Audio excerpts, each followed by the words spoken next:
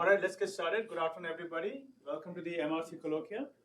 It's a great pleasure to welcome Ron Alterovitz from UNC Chapel Hill. I've personally known Ron for, 20 years while he was a grad student at Berkeley. His advisor, Ken Goldberg. I was at UNC for a long time. We were colleagues, did a lot of work together. And Ron has been a lot of work in applying, robotics motion planning, especially for medical applications, surgical needle steering and everything. And he has also done a lot of work with a lot of students. Not only he did publish a lot of robotics conferences, but he also worked with real medical doctors, to transition the technologies there. So it's a great combination of doing robotics technology and working people in the medical domain to transition them, especially at UNC and other places else. Ron has received a lot of awards, NSF Career Award. He got the PCASE Award, which is a very prestigious one. At UNC, he's one of the most popular teachers, getting a lot of the awards there also. I also got some awards from NIH. So we're glad to have Ron here today, and he's going to talk about autonomous robots in healthcare. Welcome, Ron. Great. Well, thank you for the kind introduction. It's great to be here. Like Dinesh said, so I'm Ron Alterovitz, and my research focuses on robots for healthcare, and particularly on enabling these robots to operate autonomously. So we already have a variety of autonomous systems. So one example is a rocket, which can autonomously control itself without human intervention to reach a specific orbit in space.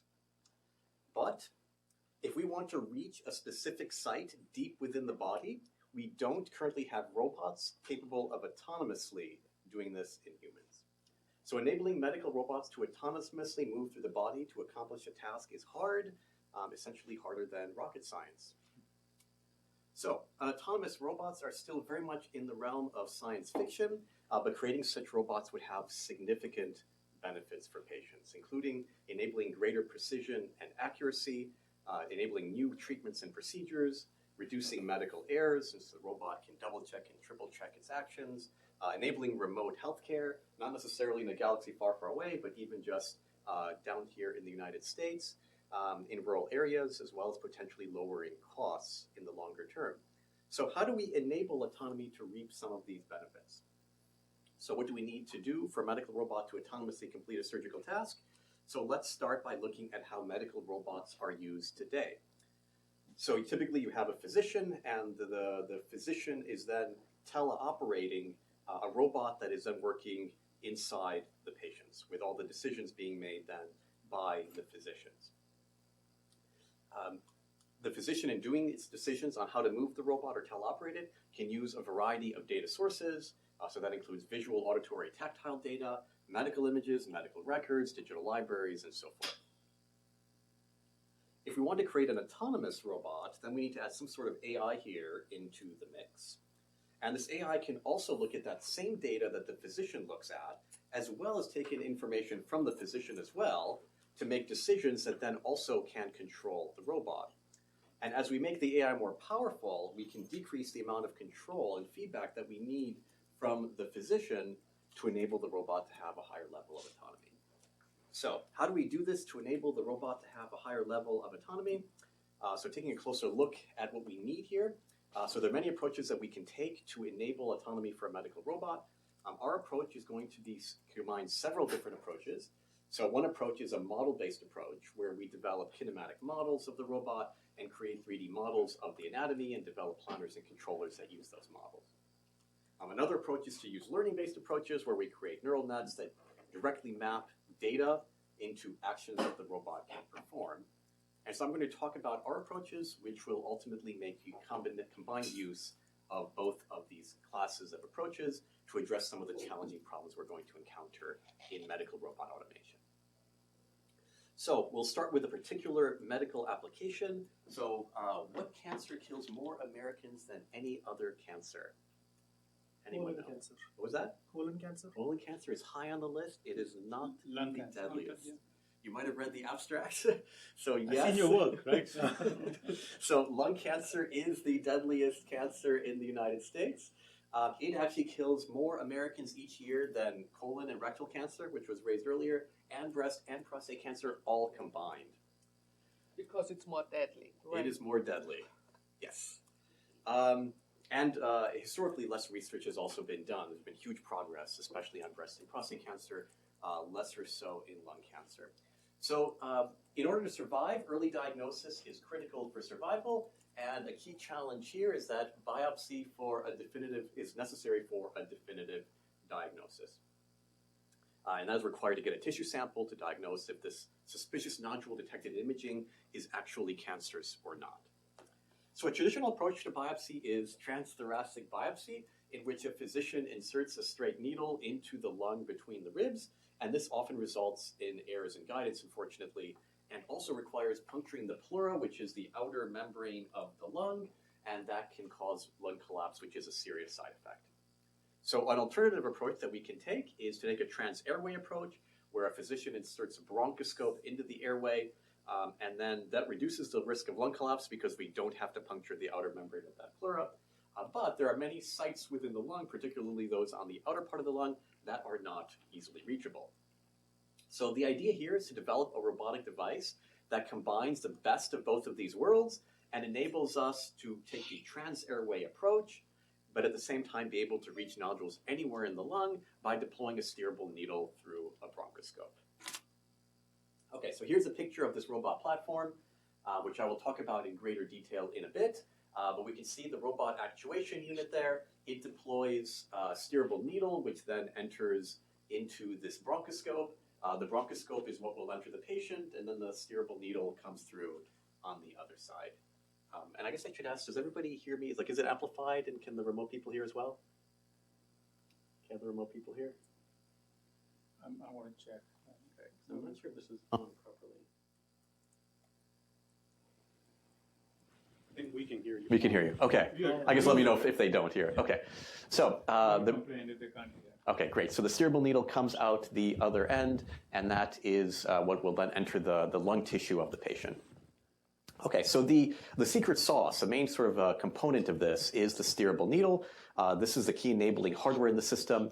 And this video shows the several manual needle insertion passes just into an artificial tissue gel-like material, just to show the capabilities of this needle in terms of following curved paths.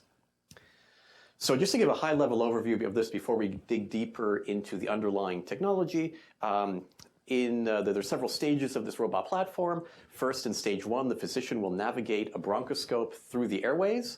Then, in stage 2, the physician will pierce the airway and enter the parenchyma or the tissue of the lung. And then finally, in stage 3, the robot will autonomously steer this needle to the target following a computed safe path. And so we're going to focus on this last stage, which is the autonomous needle deployment initially. And then we'll move backwards. So for this autonomous needle deployment, here's sort of a simulation of what we are aiming for. So we're aiming to move the bronchoscope through the airway, and then we exit out into the parenchyma of the lung, and then we steer this needle in a way that avoids significant blood vessels to reach that yellow nodule shown there, making sure that we avoid critical obstacles like the blood vessels, since we don't want internal bleeding. And so in many ways, the steering through the lung resembles like driving a car. So it's a navigation task, but here we're actually navigating through the lung tissue. So it's like driving a car in 3D within a very cluttered environment where it's critical to avoid these obstacles.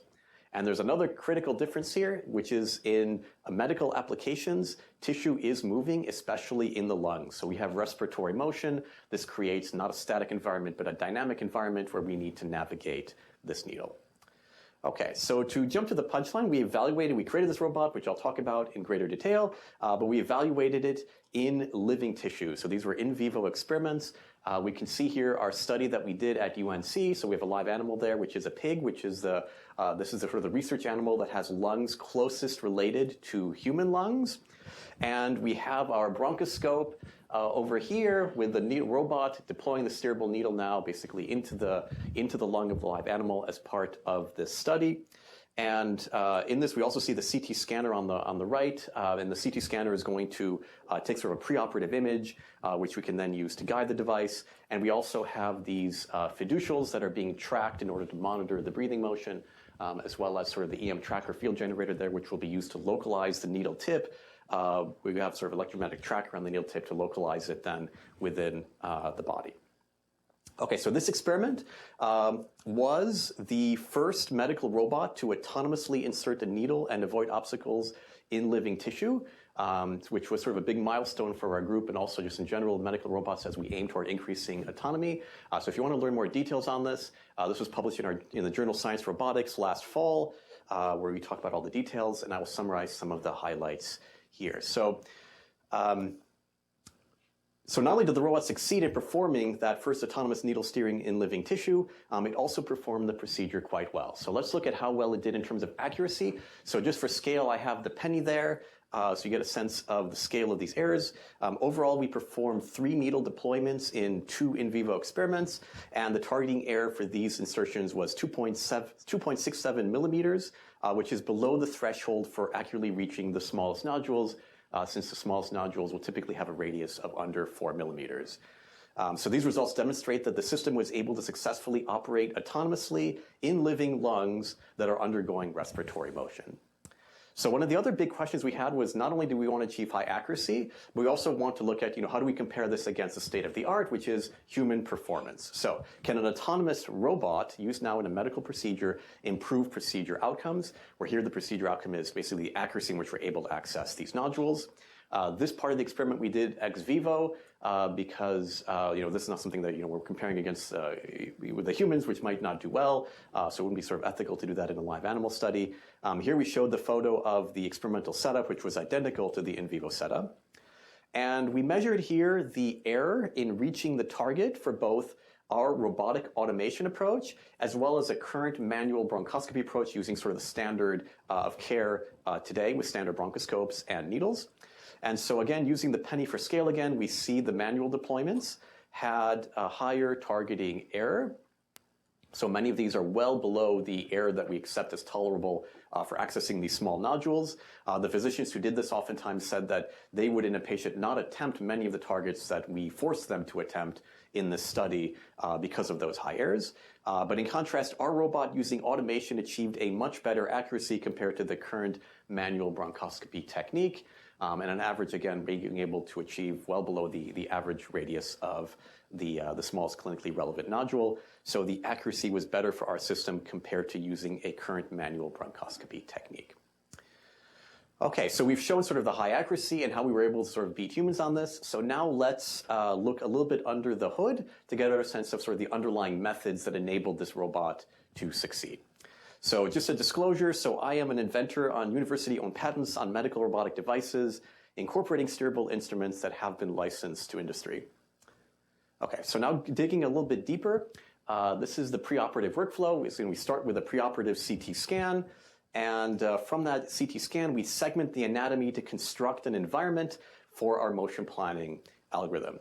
So looking a little bit more deeply, from that CT scan, we want our 3D obstacles.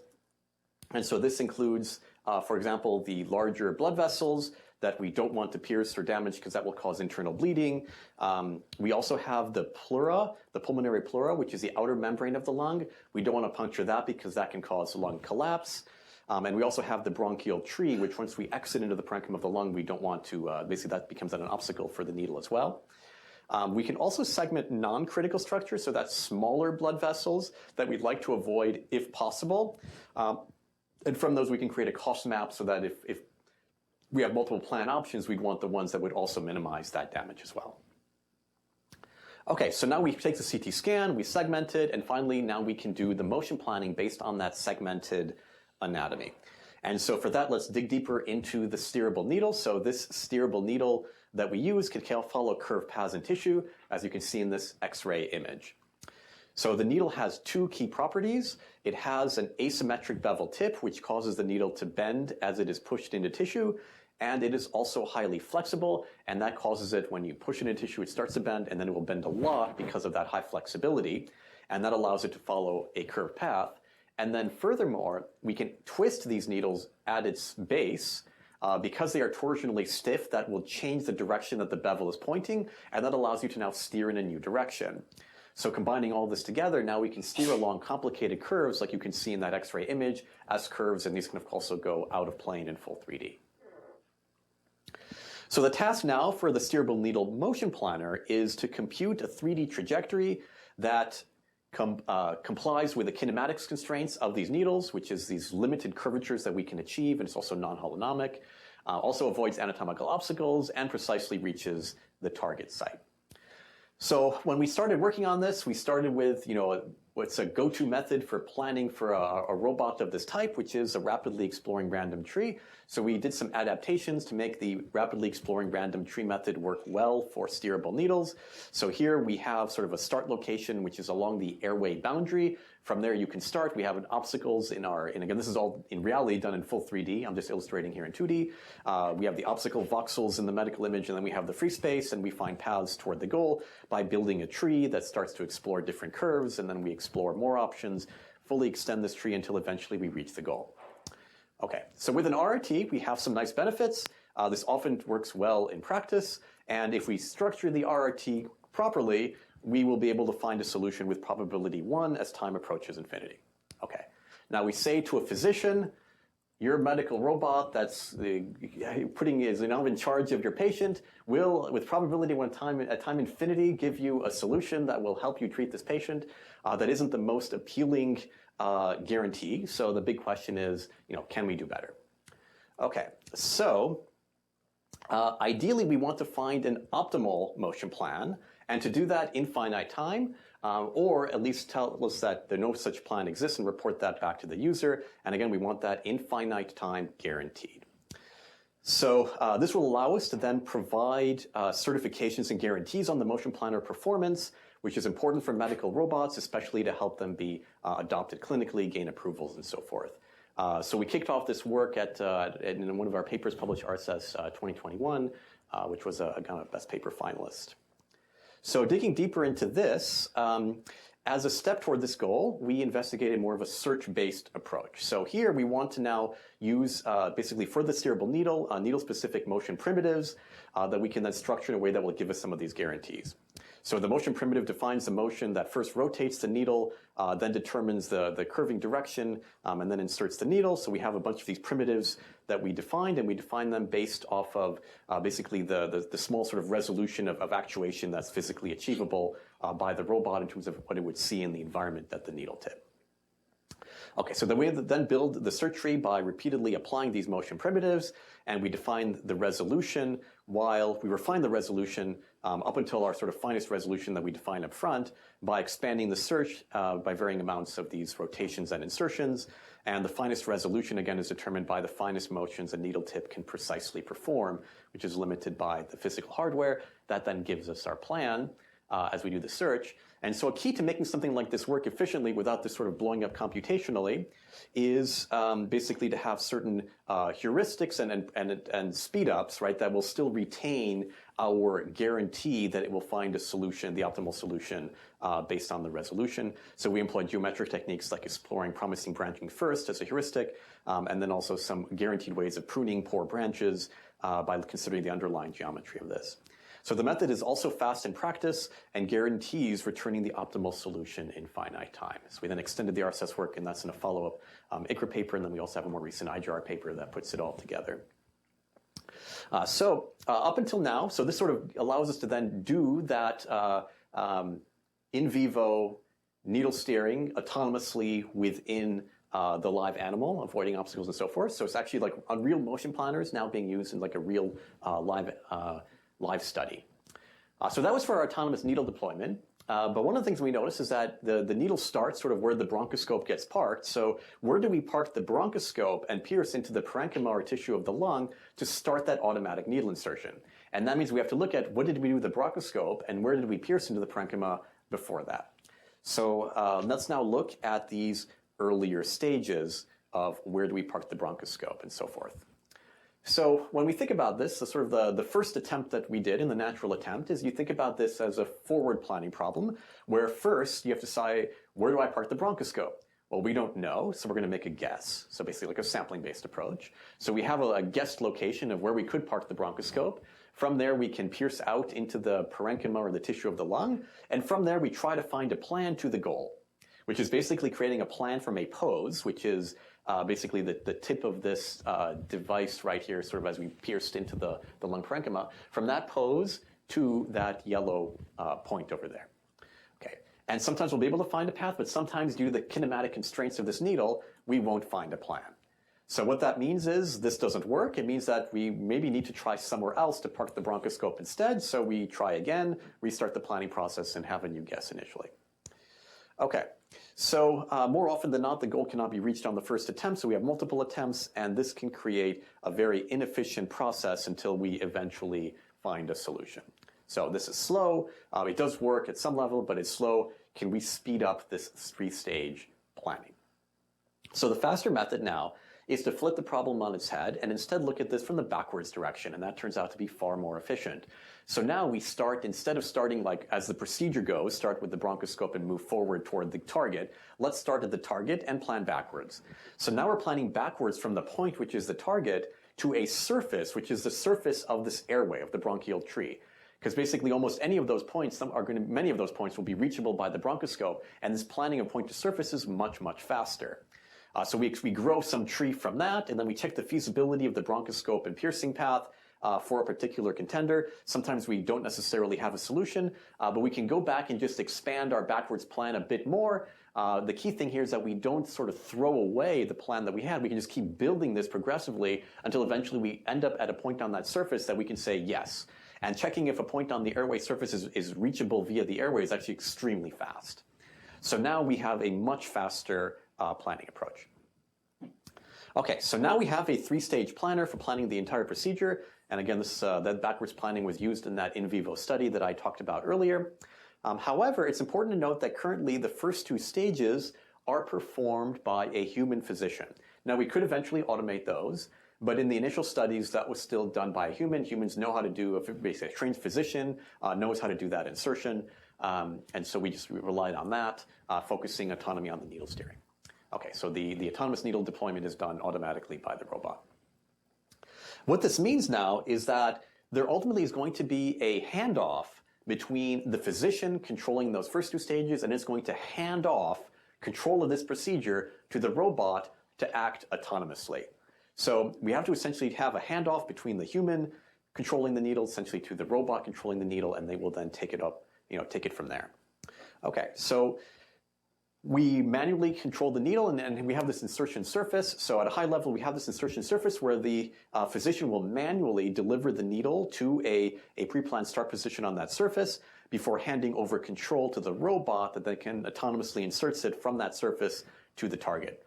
The surface in this case is going to be the bronchial tree wall, so it can be anywhere along that. But you can imagine this with any sort of even a percutaneous through the skin needle insertion procedure. There's still, again, this dualist aspect where the physician's in control and hands control of the procedure over to the robot. So this handoff in the control introduces a challenge, which is that while deviations, some deviations might be recoverable, as in the human might not perfectly put it where we would like based on the three-stage plan. They might deviate a little bit because no human is perfect, obviously. And so if they deviate a little, probably we're okay. But if they deviate a lot, we might not be okay. So, ultimately there will exist a tolerance of uncertainty where sort of within some tolerance, we're fine. But if the human sort of has too big of an error with respect to our plan, then we have failures. And so ideally, we would want to give the person a plan for which that tolerance is greatest, so that they will just succeed in placing the needle in a pose at its initial start location that the automation can then say, yes, you might be a little bit off, but we can pick it up from there and still succeed. So ideally, we want a large tolerance there so that the human has sort of more room for error when they do their part. So we want to now maximize what we call the safe insertion surface to have this tolerance. Okay, so to compute the safe insertion surface, which we want to maximize, we first have to evaluate actually what that tolerance is. So in our approach, we construct a funnel moving backward from the target toward the insertion surface, where this funnel sort of grows, and we define this funnel such that as long as the needle is at any point in that funnel, we are now guaranteeing that the motion planner will be able to succeed in terms of reaching the final goal. So basically, it'll be collision-free and kinematically feasible. So each position in the funnel has that guarantee. So this means now that we have to adjust to ensure that every point is going to lead to a collision-free plan to the goal.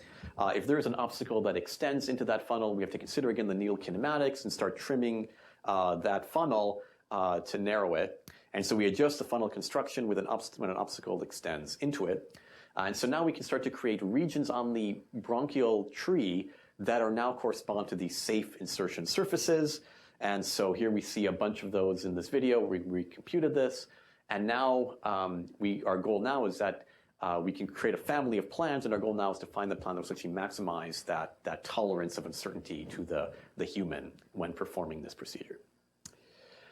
Okay, so with these building blocks, we've now sort of covered, where should we park the bronchoscope such that when we pierce into the lung anatomy, we will be able to reach the goal. So I've walked through all of this. And we used for this all these various tools, largely more geometric. But one of the key challenges here that we haven't yet talked about is we are operating in lungs. So lungs are, everyone's breathing, right? So everybody's lungs are constantly in motion. So all the planning before was in a static environment, but during the procedure, we have to account for this dynamic environment. So our solution to this was sort of more of like, in practice, we could come up with beautiful theoretical algorithms on this, but sometimes it's easier to just find what's the easiest way to handle this, which in this case was we obtained typically the preoperative CT scan in the inhalation case, because that's where the lung is most expanded and we have the most workspace and the best images. So that's where our segmented image is. So we are only going to insert the needle during that inhalation phase of the breathing. And when the patient is not at inhalation phase, we will pause. And basically the breathing will happen, but there will be no sort of actuation of the robot. When the breathing comes back to the inhalation phase, then we can insert some more. So we can do some things with breath holds there. So we can look at the displacement of markers on the chest wall, and we can sort of see that at some points it's sort of close to zero, and that's when you're basically closest to where that inhalation state is. So we have the start of the breath hold, the end of the breath hold, and it's during these time windows when now we can insert the needle. And in the other phases, we basically pause, and we show that basically the return to this sort of constant state is pretty good. And so now we can have basically the needle tip will only advance when we are in this breath hold state. Okay. So those are the pieces that went into this robot that was used in the in vivo, basically a robot that I talked about before. And so this was primarily, in terms of these methods, a model-based approach, which led to the successful needle steering automation in the live animal. Okay. Now there's more things that we can do. I talked primarily still about the autonomous needle, or at least how do we set things up with the navigation and piercing so that the autonomous needle can be inserted. But let's now go a little bit deeper into the bronchoscope navigation and start looking at how can we provide better tools to the physician so that they place the bronchoscope correctly in the right location, as well as moving toward automating that potentially as well. Okay, so let's talk about the setup here. So we get our preoperative CT scan, which we can segment, and in that we now see the nodule. The physicians are sort of used to seeing these sort of perpendicular slices of the CT scan, and we can see the nodule location there. And from that, the physician can just determine, like in a pre-planning phase, where should they place the needle so that they have a good shot at the nodule. So that can be planned automatically, or the physician can do it themselves in a more traditional setup for a non-steerable needle. So this also applies more generally to bronchoscopic procedures. So on the right, we see the image here of the lung itself, and you see the nodule over there. So what happens is we do this planning over here preoperatively. So we have that sort of plan that we outlined, shown in the dashed line to the target. When we then go intraoperatively, what we actually see, what the physician sees as they do the procedure, is actually video feed from the tip of the bronchoscope. So they're now looking at a picture that looks like that, where they essentially see what's looking forward through these bronchial tree tubes. So from that image and from that sequence of images in the video, they need to determine where are they and did they reach the exact pre-planned location that they planned out over here. Okay, so they need to localize themselves. Where is the bronchoscope tip in terms of pose back in the preoperative CT scan frame so that they know that they're in the right position. Okay, now this is harder than it initially seems, in part because, again, the lung is dynamic, so the lung is constantly deforming. So that means that basically there's constant motion in reality intraoperatively, but the preoperative scan is static.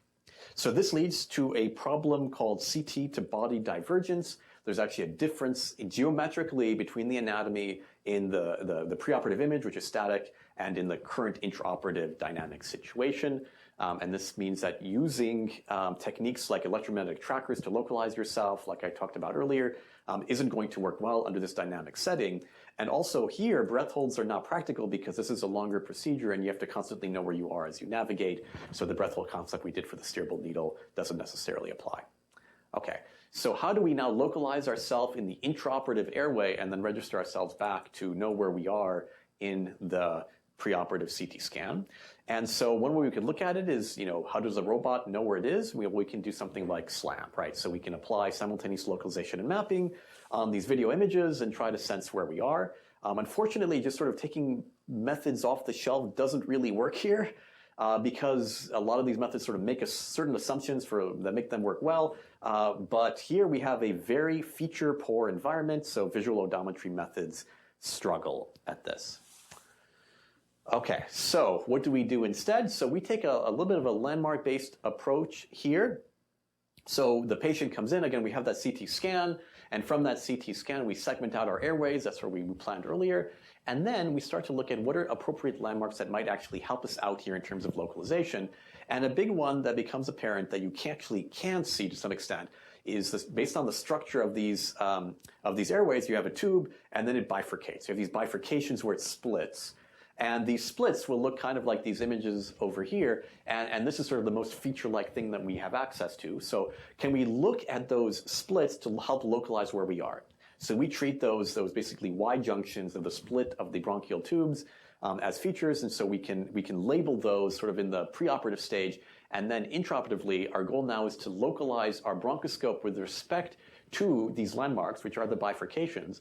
And we can also, in the preoperative CT here, localize our target also with respect to its nearest bifurcation. So if we can localize the bronchoscope with respect to a bifurcation, and we know the target location's a transformation to that same landmark, now we can get an estimate of our location. Okay, so the main insight here is that globally the lung is deforming, but locally the landmarks, bronchoscope, and target do not move significantly relative to one another. So we have these big global deformations, locally not so much. And what that means now is that we can work on localizing ourselves with respect to the landmark, and we know the target's location has a known transformation regarding that landmark. And because the landmark is close to the target, that local information can be viewed as almost rigid, but the larger deformation is happening sort of between the bronchoscope and that landmark, and now we can localize ourselves with that, because the landmark actually is moving due to the dynamic nature of this. So here the landmarks are the bifurcations, and we can align ourselves with that. Okay, so now we have to learn a transformation from what the camera sees to these bifurcations. So we have our lung anatomy. We can create the bifurcations in that segmented lung anatomy. We can then create a data set of image transformation pairs, where here you have essentially the bifurcations labeled, and from that we can determine what the transformation is of the camera with respect to those during time of learning, because there we have the full CT scan information, and from that create some data which we use to train a neural net. So now we have the camera image. At runtime, we can run our current camera image through that trained network, which will give us a transformation of the bronchoscope with respect to the landmark. And because we know now the target's location with respect to that landmark, we can get the full transformation to the target. Okay, so this will now give us the full 6 degree of freedom pose in the anatomy relative to the target by just taking in the camera view. So with this, we achieved an average localization error of less than 3 millimeters and an average localization error of less than 10 degrees. And this allows us at that point to have very good localization. This is sort of within clinical tolerances of then at that point, the needle, for example, steerable could overcome these errors and even reach small nodules. Okay, so we also were able to do this because in real time. So this method is very fast in terms of the evaluation. Okay, so basically we've covered here now all the bases here from how do we help with the bronchoscope localization. If we talked about the localization challenges just from camera images, we talked about the 3-stage planner, which will get us all the way to the end. And then once the needle has sort of pierced out into the parenchyma of the lung, we can do sort of our real-time with guarantees motion planner to automate that needle steering in the patient. Okay, so that sort of runs through this project. We've worked on other projects as well in medical robots. I won't have time to talk about those, but happy to chat with folks about that in other scenarios. We have an NIH-funded project on the colon where we're looking at more manipulation-style tasks rather than navigation tasks. Also a project in the past about skull-base surgery. For folks who might be interested in sort of testing the waters and applying motion planning and control in medical scenarios, we also created a data set of anatomical environments for medical robots. So these are simulated anatomical scenarios, and they can meaningfully guide both the design and the development of medical robots, and also the testing of different motion planning and control methods. So like all the lung anatomies, including deformations that I talked about, are available in this, and this can save people a lot of time, because a big problem in medical robotics is, how do you get an anatomy in which to plan and control? It means you have to somehow acquire the medical images, you have to segment them, you need physician expertise. Here, all of that is handled for folks, so they can just download these and use them. And we have anatomies for lungs, liver, and brain, including dynamic lungs. And so each scenario includes a necessary anatomy and the underlying task defined by the physician, so now you can just sort of focus on the algorithmic side. Okay, so that's just sort of talking about the medical robots. I also want to touch base on other applications here. So we have other robots as well that can help us do motion planning for assistance in people's homes and workplaces. So transitioning here more to manipulation now. Instead of doing it navigation inside the body, now we'll do manipulation outside the body to help people do tasks in their homes and workplaces, including a lot of healthcare applications. Okay, so phrasing this now where the motion planning problem is here that we've studied. So the task objective here for this robot in this particular example, in many of these examples, is to reach a particular configuration or state of the world. In this particular example, we're going to ask this robot to transfer powder from the yellow container to the green bowl. And there will be, of course, some task-specific constraints. Like after you scoop the powder from the yellow container, as you transfer it to the green bowl, you want to make sure that the spoon doesn't tilt so that the powder doesn't fall out, right? We also, of course, want to avoid obstacles like avoiding the table, lamp, paper towel, and so forth in that scene. Okay, so we notice that there, for different aspects of this problem, different solutions might work better. So for the top part, a lot of this is sort of things that we can learn from humans. So how do we, do this transfer task? A person can specify that. It's kind of hard to program in all the details. There's a lot of nuances that humans just know from experience. So learning some of these task objectives and task-specific constraints via learning is great. Some of these are like hard requirements, like avoiding the obstacles. So that's a little bit more geometric. And so what we'd like to do is actually create methods that span both of these and connect the learning and the geometric approaches together. Okay, so this is some older work. It was most recently published in THRI a few years back. But here the student sort of somebody holds the robot's arm, guides it through the motion, showing it sort of how to do that task of transferring the powder from the yellow container to the green bowl. And then we move around the objects and add some other obstacles into the scene. And the robot has now learned from that demonstration and is running a motion planner in which the costs of the edges of this sampling-based roadmap are learned from the demonstrations. And somebody can actually walk into the environment and change it, and the robot will react to these dynamic changes in the environment and still complete the task. And this is because the planning here is being done so fast that it's actually running essentially in real time. The planner is running so fast it's being used almost like a controller. So the high-level view of this is that we learned a cost function, basically learn the cost function from the demonstration, and then we run, and when we execute the task, we sense the environment and obstacles, we plan a motion in this particular environment, we start moving the robot, and we continuously replan this, where the motion planner now is sort of weighting its decisions based on the cost metric that was learned from the demonstrations. So this replanning has to be done very fast. And I guess jumping ahead, sort of the planning techniques that we did here to make the planner run very fast so that it operates sort of in real time is to use essentially parallelization. So here's sort of a one-course scenario on the left, and we saw here they're in a two-course scenario there in the middle. If we do one more, and I'm not sure why this is not running. Oh, there we go. That one will then finish even faster. So the way that we did this was we used lock-free methods for parallelizing sampling-based motion planning, and this allows us to scale up to a very large number of cores in a very efficient way. And this allows us to also keep this on the CPU, where we have access to a large number of existing libraries for sort of collision detection and the like, allowing us to sort of use existing libraries and integrate with standard toolkits on the CPU. So here's an example of the speed up of RRT, and the idea here was to use lock-free parallelization. If in an ideal world, as we would increase our number of compute cores, we would increase the speed up of the algorithm sort of linearly, sort of linear in proportion to the number of cores. But if we use more of a lock-based approach, more traditional, at some point we start to end up with too much lock contention and the extra cores don't bias anything. In this particular approach, we were able to actually achieve super linear performance by using this lock-free approach, as well as taking advantage of sort of benefits of how we handled the cache properly to achieve essentially that super linear performance. So we have some sort of open source libraries that implement some of these methods. The first one being MPT, which is our motion planning templates library.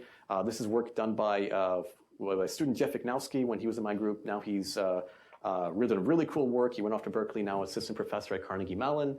And in this particular library that he worked on, we actually use compile time polymorphisms for basically templates to generate robot-specific motion planning that will eke out every last bit of efficiency as possible. This goes to the level of not wanting to do when you have sort of inherited objects in more traditional C++ setup, you have to do sort of virtual function lookup tables. This even removes that to eke that last bit of speed out of it. Also takes advantage of multi-core to do very fast nearest neighbor search on efficiently on multi-core. So those libraries are available. And we've been actually eating our own dog food and using that for the medical robot, was actually using these libraries, as well as the mobile manipulation type robots, where we want to sort of have fast reactive performance in using a sampling-based planner while also using the learn model. So the robot can, using the same algorithm, can learn more things than just that spoon transfer task. Here it's trying to water the plant. Actually water the plant that hasn't grown yet, so there it is. But we can still move objects around, and because of that real-time planning, it's going to react to where they moved, while still enforcing the learned constraints along the edges that were learned based on a statistical model. Okay. So this is sort of in the realm more of the home assistance. If you're interested in learning more about sort of the underlying learning technique that we use here, which was more of like a statistical approach, you can sort of see our paper there in Transactions on Human-Robot Interaction. So one of the other application spaces that we were looking at, so I presented some of this work just at UNC, and in the audience were some people with a more science background in chemistry, and they looked at our home assistance robot and they said, a lot of what we do in our chemistry labs is actually kind of cooking, so can you help us? So here in this sort of cooking in a chemistry lab, it's a little bit different. I mean, these are trained people, and the level of precision that you need is much, much higher than in a home environment. But you also have some benefits that you can do a little bit more structuring in the environment, since it is a workplace and these are skilled people. So the goal now with this chemistry lab automation is to look at we want new medicines, new materials, new basic science, and can the robots help in this setting? So here's sort of the general idea. If the chemists are trying to create some new material, they need to design it. Then they will make it by synthesizing it. Then they need to test how that new material or drug is performing, at least in a laboratory setting. They analyze those results, and based on that, they update their design. So if we wanted to look at essentially creating a self-driving autonomous chemistry lab, we look at some of these steps can actually be sped up with computation. So the design phase and the analyze, a lot of machine learning can sort of help with that. But some of the tasks in this lab are physical. You have to actually make the item and the material or drug or so forth, and then you have to test it physically. So if we wanted to actually create a self-driving autonomous science lab that's discovering new stuff, robots now have the potential to automate in those make and test phases. So in chemistry labs, we can do things like fetch chemicals from shells, pour liquids and powders. This is where that prior demonstration might be relevant. Stir liquids, powders, operate specialized equipment, and so forth. And so on the spectrum of laboratory automation, some labs have basically no automation. Everything's done by humans. Other cases, you would have, full facility level automation, where there's almost like a fully automated factory that's doing, some sort of, drug manufacturing almost. But when we look at sort of doing research in basic science, a lot of it is really in these earlier levels over here.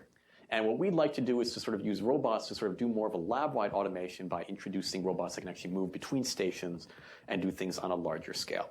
So here's our lab-wide automation of a mixed-use lab where we have robots and humans sharing a space. And the idea now is that the lab is accessible to humans, but the robots can also help.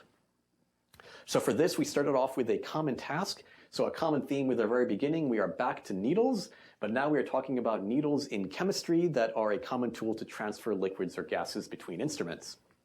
So one example is a gas chromatography where you need to do needle injection to inject something into this GC machine. So the challenge here is that the robot has to travel multiple meters through this chemistry lab, which is not necessarily a safe or easy navigable space. And then we need to, then after traveling multiple meters, do an injection of this needle into these very small ports with essentially millimeter level accuracy. So you have to go from meters of motion of navigation to millimeter access level of manipulation accuracy. So here's our robot now helping do this task. Sort of positions itself in front of the instrument, and then we have sort of high fidelity cameras here that are looking at the situation very closely, and we can then do basically a visual servoing style approach to then go to our sub-millimeter accuracy and insert that needle into the injection port on the GC machine. And this works reliably enough that if anybody here is actually at UNC and visits UNC, you can sort of see this live, performing this with complete reliability even when we have random guests at science expos and things like that. So there it is. What is the challenge when you enter a chemistry lab? Precision, or what's the biggest challenge in this setting? There's a lot more to do for us to do this, but I think the biggest challenge is that they want in this late stage to have the lab sort of human accessible. So it's sort of this making the robot operate safely in the environment with humans. So I think safety is by far the biggest thing. Also in terms of just handling these things, like basically the precision here is needed, but it also is a safety issue, right? If it doesn't work, now you have flying needle pieces with toxic chemicals moving around. So the high level of accuracy and precision is a big deal also because that affects your safety.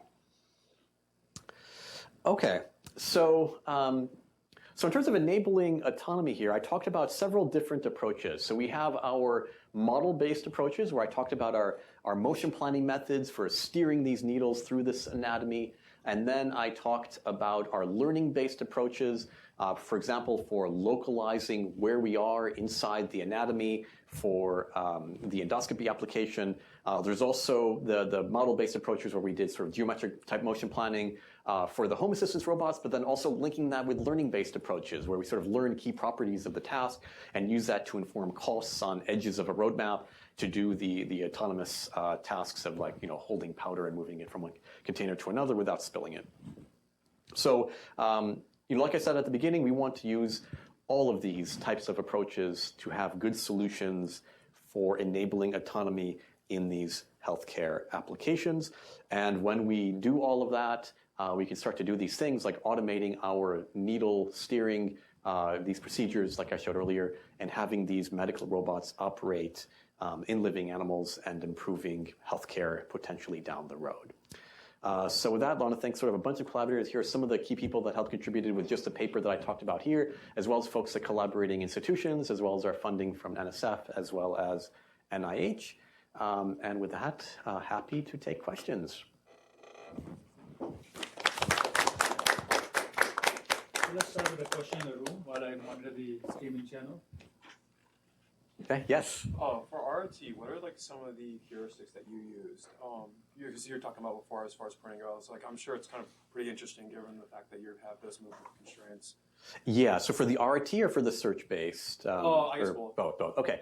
So a big part of how we were able to speed this up was ultimately doing things that are more specific to the robot itself. So this steerable needle basically has sort of typically multiple constant curvature segments where you can change your direction between these segments. And that you can also vary your curvature. I didn't talk about specifically here, but naturally the needle will sort of follow its maximum curvature at any given segment. We can actually use duty cycling and other control methods to follow other arbitrary curvatures. That's sort of like a lower level in this planning control hierarchy. So you can imagine that if you twist the needle as you insert it, it'll actually go up as often as down and essentially go straight. So with that, you basically have these various curvature segments that you're essentially linking together. So a lot of the basically the speed ups are by taking advantage of those geometric properties to essentially speed up connection to new targets as we expand the RT with new samples. For purposes of the search-based approach, a big part of it is on the pruning strategy. So as you grow this tree, it's going to, because of the resolution at the end of the day that's mechanically possible, is physically possible, is actually quite small, quite fine. This will blow up very, very quickly. So a big part of it is on the pruning strategies of looking at, from this particular branch in this pose, it's not going to be successful compared to other plants. So it's basically part of that search strategy. There's a lot of sort of prioritization on that, and how do we efficiently cross out sort of which nodes are no longer going to be useful. So that's sort of going into like low-level geometric details, and that's going to be basically, if you want to look at our RSS paper or the ICRA paper that followed up that, or the IGR paper that puts it together, there'll be a lot of sort of low-level details there that you can look into. The benefit there is that when we go through that level of detail, we're able to then make this work extremely fast and basically start to answer these questions of, do we have a plan or not, which is oftentimes basically not possible to do with something like an RT. So great question. Other questions? Yes? I have one. So you were assessing kind of the robustness of this via these funnels, right, for the tolerance of the surgeon. But I'm wondering, in the planning stage where you have the dynamic lung, if the needle itself is actually interacting with the environment and actually inducing deformations that would not be captured, that would potentially, say, break your rigid transformation assumption. Yeah. And if it does, how do you handle it? Yeah, that's a great question. So the challenge sort of changes at different stages of this. So if we look at that first and second stage where you're navigating the bronchoscope through the airway and trying to park it at the location at basically the base of that funnel. So you want to be ideally as close to the center of that funnel when the funnel intersects the airway, so that there's a lot of tolerance and you're the most tolerance to a misplacement. So on that part of it, the deformation that we would see there's the breathing motion, but this is what we're actually compensating for by looking locally from the camera. And locally, the deformation is not that big. You might be sort of totally translating up and down because of the breathing motion, but your view is actually moving with the breathing motion. So as long as we can register back to the preoperative CT scan from that optical image, we're good on that. So the deformations that you might induce is that in the bronchoscope itself could induce a deformation on the lung, but that's essentially going to fall in this general category that it's moving with you, and the bronchoscope is behind your camera, and so those deformations are not going to have a significant impact. Now, will they have some impact? Probably yes, but not that significant. And this is why we can handle that by having essentially the largest funnel intersection, so that can help compensate for that. Okay, so there are many layers to your question. The next thing is then the needle itself. Right now you've pierced into the parenchyma. Now the needle is sort of steering through the tissue itself. Is that inducing deformations? Yes, a little. So there we can do things like add some tolerances on our obstacles so that we're not aiming for sub-millimeter clearance of a critical blood vessel. So we add sort of some uncertainty tolerance to that. And we need to keep those errors essentially within our nodule radius is the issue there. And by having these medical needles are extremely sharp, and they're actually designed to basically slice through the tissue as efficiently as possible without causing deformation, because even regular physicians in any sort of circumstance wouldn't want that. So that helps us out too in terms of keeping that deformation small within the tolerance that the system can expect. But all of your questions sort of highlights, future work and improving accuracy. The more accurate you are, the more robust ultimately you'll be to these factors in terms of, the funnel diameters are more likely that you end up within it, and similar in terms of the radius expansion tolerances, you want to end up within that too. So, yeah, great question. Okay, other questions? Yes? So after the physician does the manual part, it reaches the surface. Yes. The needle, what scope do you see that for increasing the reachability? Right now it's physically connected. So what scope do you see with the use of tiny magnetic needles that can be maneuvered? Yes. Okay. So great question indeed. And I'd love to chat more about sort of adapting these methods to other scenarios. When we look at the actual underlying kinematics, well, these methods, right, they're going to take there's a customization based on the kinematics that the robot platform has. And so we took some general motion planning algorithms here and we started to customize them for the underlying kinematics of the steerable needle. We can do those customizations for other robot types as well. So I didn't talk about the other medical robot platforms, but for example, we have robots in the colon, we've had robots in the skull-based surgery. And so in these various applications, the kinematics of those robots is actually different. It's not a steerable needle, it's other types of robot designs. So we have to sort of customize our motion planner for those and develop sort of speed ups for that. So I can imagine doing something similar for those robots as well. There, the actuation variables are not going to be, insert the needle and how do you twist it, but likely that will go all the way down to the level of, sort of like what are you doing in terms of your coils to create magnetic fields so that it produces the right motion. You actually have to sort of think about what level the controller operates at versus the planner level operates at to make sort of a smooth transition there. And that's a bit of a research question. So yeah, I'd love to chat more to sort of see like where that interface should be and what would be the ideal place with that interface, and then how these methods could be adapted. So obviously there would have to be some modifications and customizations in that new setting. Yes. So with the pouring task that you were talking about, you said that it can adapt to like new collision objects, but when I just wasn't clear on with the human being the collision object, when you're moving the bowl, that's a dynamic obstacle. Yes. And so how is that being handled, especially with the human not necessarily always being predictable of where they're going to put the bowl next? Yeah, that's a great question. So, so in terms of the correctness of the task, the way that and I didn't really talk about the way the learning on this method works, but just to give sort of like a summary of how that works is we obtain sort of a set of demonstrations, and then from that set of demonstrations, we keep track of basically coordinate frames associated with various objects in the scene. So we, for example, have the green bowl and the yellow container here. We have a coordinate system on each of these. We have a coordinate system on your tool. We have the coordinate system on the robot's hand. And we look in the demonstrations over time how those coordinate systems relate to one another. What's the transformation between them? In particular, how does it change in X, Y, Z in orientation?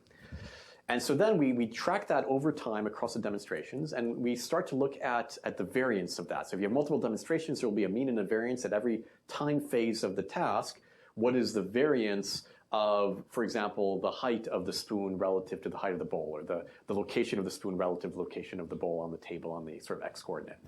And we learn that if the variance on that is very low at a particular point in time, it's likely something very important for the success of the task. So for example, early on in the task, the spoon tip will be sort of right over the bowl, the yellow container, because you're about to scoop out of the yellow container, so that's low variance. But its location with respect to the green bowl will be high variance because the green bowl could be anywhere in the initial phases of the task. Similarly, as you go to the end of the task, you'll be right over the green bowl, so basically that will be low variance. So it also learns things like keeping the spoon level, learns that automatically because the height of the hand and the height of the spoon, that is a low variance task, low variance sort of property as the spoon is being transferred. So the cost function basically looks at the inverse of the covariance matrix, and that basically will give you a high cost if you deviate from a low variance feature, or a low cost if you deviate from a high variance feature, which essentially captures this variance aspect.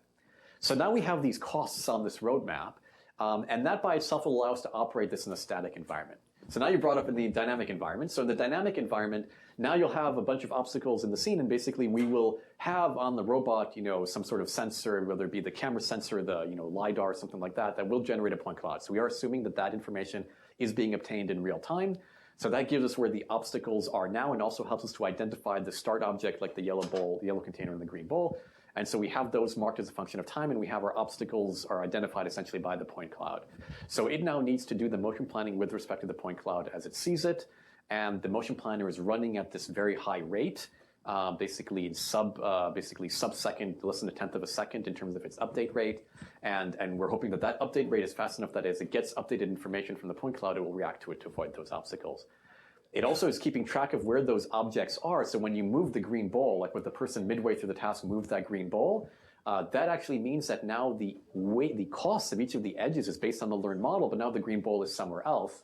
But because everything is done relative to landmarks, that landmark is now in a new location, so you can update the costs of all of your edges, and then it will just work to that new location that the green bowl is. So all that update to the costs also has to be done in that under 100 milliseconds, and that's how it was able to react and still perform the task as the green bowl moved. You also mentioned sort of the person is moving it. So the green ball is tracked in terms of, as a feature, right? So it's being tracked, and that's how it's updating the cost. There's also the person holding that ball, and that's an obstacle because it'll appear in the point cloud. So that's how it sort of handles those various elements. Was there anything else in your question that I missed? I think that covered it. That covered. Okay, great. The online question, the username is Lasita, I hope I get it right. Mm-hmm. The two parts, the curvature actuation is passive depending on the environment interaction. Is that correct? The curvature, are we talking about the steerable needles? I guess so. There's a question like curvature actuation is passive depending on the environment interaction. Yeah, so for the curvatures on the steerable needle, the curvature works because we have an asymmetric tip at the tip of the needle. It's a bevel tip, so when we push the needle in, it starts to bend in the direction of the bevel, and then it bends a lot because it's flexible. So it is the curvature is not directly actuatable. It does happen passively based on the control inputs. So as the needle is pushing, it's going to have the curvature. Now the curvature of the needle will depend on the properties of the needle and the properties of the tissue. So this is something that we need to calibrate up front to sort of know within this tissue type, this needle design will have this maximum curvature, and then from that maximum curvature, the rest of the planning pipeline works from there. And we've also done some work, which I didn't talk about, but if you have certain imaging on the fly, any sort of online imaging, then you can actually start to learn on the fly what is the correct curvature if your initial estimate preoperatively was not correct. Follow-on question. So if the motion plan is generated, the control of the needle is feed forward or is it feedback control? Yeah, so another good question. So the planning creates an initial plan. Then we use a controller that follows that plan, and that does use feedback. And the feedback comes from the EM trackers. So the EM trackers give us localization information about where the needle tip is. We registered that back to the preoperative CT scan. But from the perspective then of the planning and controller, the controller is now essentially making sure that we follow that preoperative plan. And it's a sliding mode controller, and the details on that are in the paper. But that is done with feedback. No more question online. Anybody else in the room? Go ahead. Yes. So the amount of free space within the lung would be different during inhalation and exhalation. Is that correct? Yeah, it actually is. So when you have inhalation, the lungs expand, but the obstacles actually are of fixed size because they're blood vessels or bronchial tubes. So basically the growth in space is basically in where the air is, right? And that actually is free space. So you literally do have more free space during inhalation in terms of volume. So like if, so during exhalation when, the entire lung compresses, right? Does it always compress the same way? Meaning the positions of these obstacles, are they always in the same position? Yeah, so the key thing is that we want the obstacles and the anatomy to all be the same after every breath hold, meaning that when the inspiration phase begins, and well, actually when the full inhalation is achieved, at that point, the anatomy should be the same the next breathing cycle when full inhalation is achieved. It should be the same when the next full inhalation is achieved. And the anatomy at that time is I guess the measurement that we have is where the needle tip is, and the needle tip has returned to the same place every time. From that, we are also making the assumption that the surrounding anatomy, like the needle tip locally, has also sort of reached the same geometry across each one of these breath holds. Now we can see so we don't have like direct data on that, but if you sort of take multiple CT scans as part of like a breathing cycle analysis, we see that as well in some of those images as well. But really, in our case, we looked at it basically by these EM trackers at the needle and on the bronchoscope. Yeah, which brings up a challenging thing. Oftentimes in medical data, you have to sort of do things a little bit indirectly based on the data that you can acquire, since you can't like get every piece of data as one would like, and that is sometimes achievable in sort of other robotics contexts. Are there like implicit assumptions on what kinds of lungs this would work in? Like maybe some person has a highly infected lung of some sort. Is there a case where we cannot use this? That's a good question. It's entering a little bit more into the details of, what strange disease would affect the performance of this robot. I don't have an exact answer on that. The idea is basically that there's no large class of diseases that would change the lung tissue, like how the needle would interact with it on a large scale that would affect this. Like, are there going to be some niche cases? I'm sure there are. With medicine, there's always going to be the weird case. One of the issues that might come up is in a more severely diseased lung with other diseases at the same time. You will have sort of changes in tissue properties. And that's sort of another aspect that we had looked at in the past of if your needle is being inserted at maximum curvature and it isn't matching your curvature that you expect, can we update that in real time? And that's sort of like an approach that might help in some of these cases where the tissue type is varying across the lung and we need to essentially adapt to that as we insert. So that's another interesting area, and we've done a little bit of work on that in the past on sort of like real-time estimation of some of the parameters of the kinematics model, which can then feed into the planner. Great presentation. Thanks. Thank you. Okay, thank you. All right, let's thank the speaker again. Okay, thanks everyone.